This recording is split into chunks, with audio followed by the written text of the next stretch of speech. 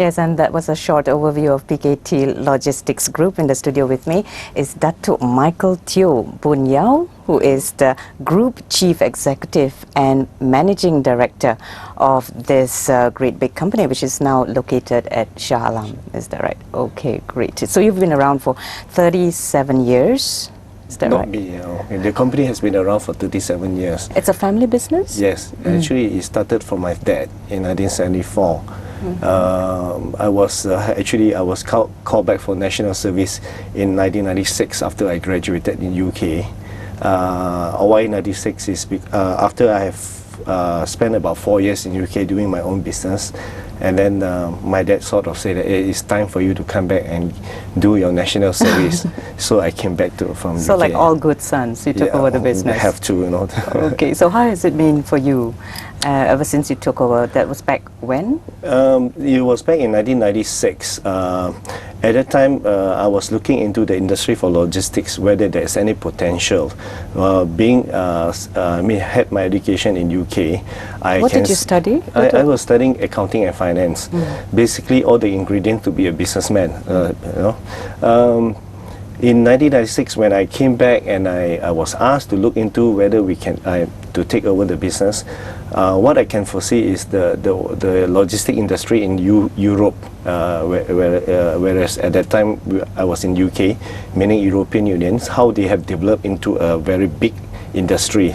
So, was it more like a hub?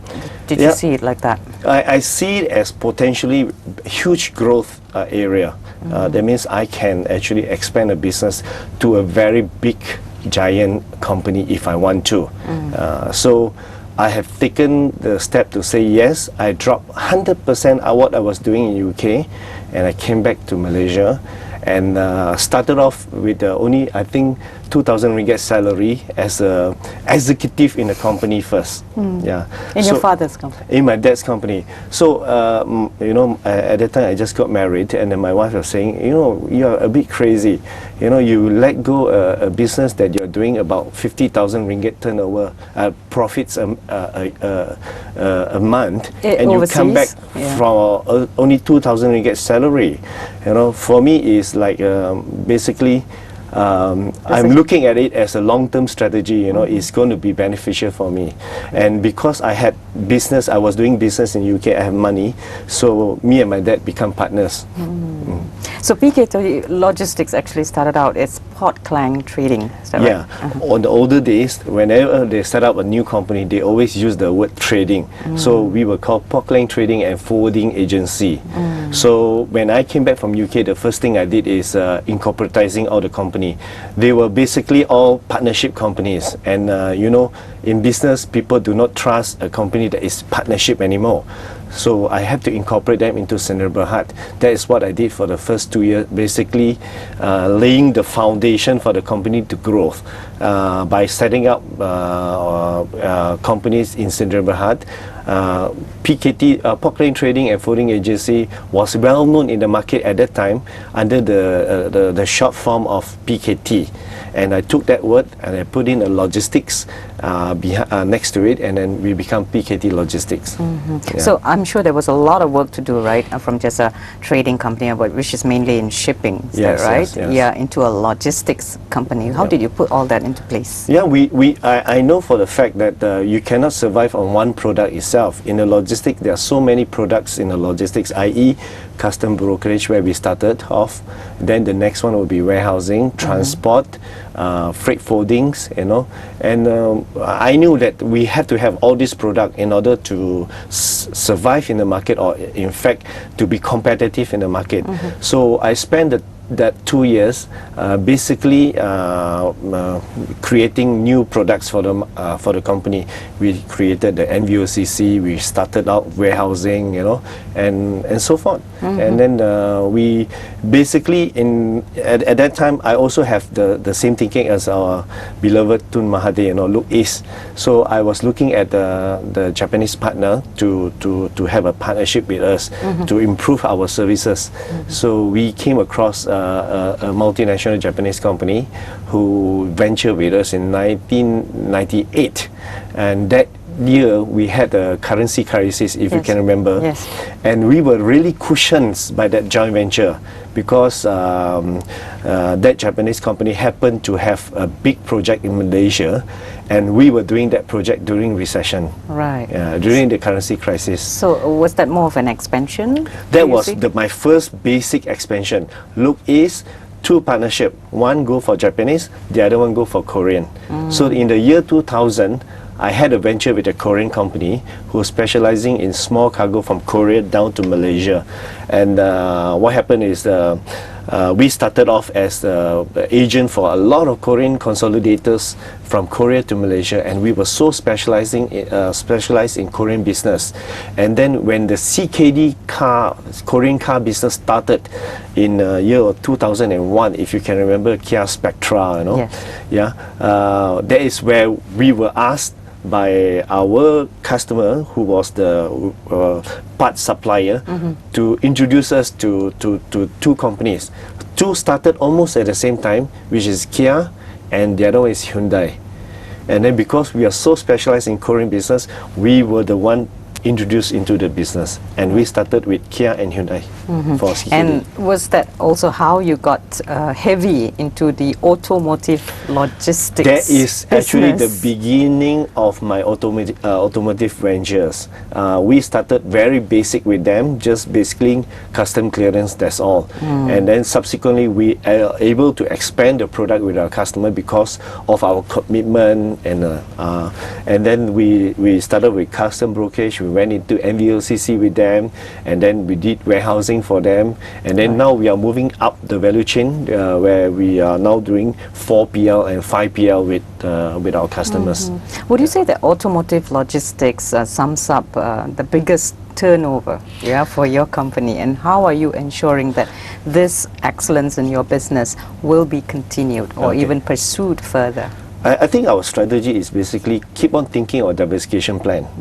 Diversification not out from the business, within that business itself that we have. Building up our competitiveness, and also how we diversify. Basically, we went into the vendors of the manufacturers, and then we tell ourselves frankly at the beginning, if we are doing Hyundai and Kia, if we do another brand, they may say this is a conflict of interest. So I cannot approach another brand. So basically we went into the vendors. The vendors are people like big auto parts supplier that supplies to Proton, Produdual, Toyota, Honda, and so forth. And then when we venture and then capture the business with the vendors, basically we already diversifying our business. Like in my mind is always never put all the eggs in one basket. So, but once Hyundai and Kia, basically they are so comfortable with us. In the sense that we give them very good services, and we give them very good solutions and so forth, then they don't really mind, because this is business. We have to survive, we have to continue to grow. And from that time onward, we have grown to now we have almost like 11 brand of car makers with us. Name some of the main ones. I cannot. I have already mentioned the main one to you just now. Okay, and I know one which is in my pocket right now. Okay, now taking a look at some of the reports that have come out about PKT Logistics, it was also reported that you are aiming for 1 billion ringgit turnover by 2015. That's not very long from now. It's about 4 years. How are you intending to make this a reality? Well, it started as a dream. I think we had a retreat in 2009 in Port Dickson with all my management staff. That is after we went through one cycle of growth that is very fast, between 50 to some years 100% growth. So we had a retreat in Port Dickson, and then the facilitator basically asked me, tell me one vision that you want to do or you want to achieve. Tell me your wildest dream. My wildest dream at the moment, at that time, is to be a $1 billion company. then she raised that question to the floor, basically all my staff, and asked, who do you think is who thinks that PKT can be a billion-dollar company in say 5 or 10 years time, something like that lah. Just the widest dream lah. So that some of them pick up the hand like halfway, and then except one lady pick up the hand straight up and then pull back because they are seniors, like not raising their hand. And then the lady asked the facilitator asked the lady, why did you raise your hand so quickly?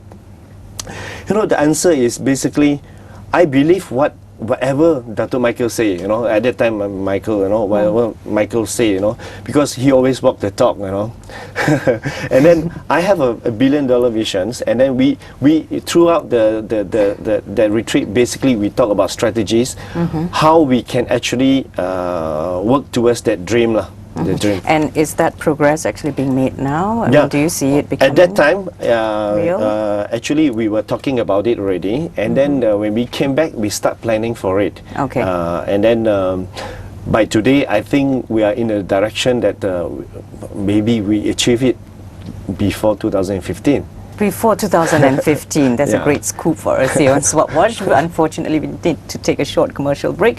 But of course, we'll come back to take a look at that direction, which is in the scope of 120 million ringgit, which is a logistics hub smacked in Shah Alam. We'll have more of that in our next segment, and we'll come back with Dato Michael shortly after that on SWOT Watch. Stay with us.